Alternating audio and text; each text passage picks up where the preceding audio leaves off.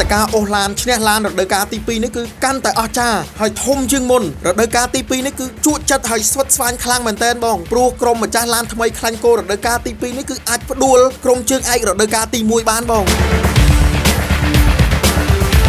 មកល្អបងប្អូនល្អត្រូវយកឡានបានយកឡានបាន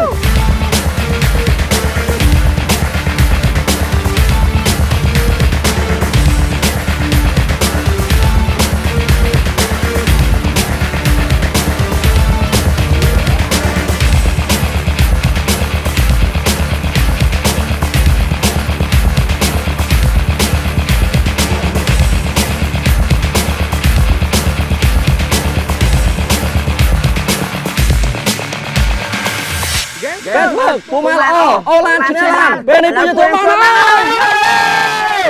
គឿនស្បើកពួកម៉ាល្អអូឡានឈ្នះឡានរដូវកាលទី2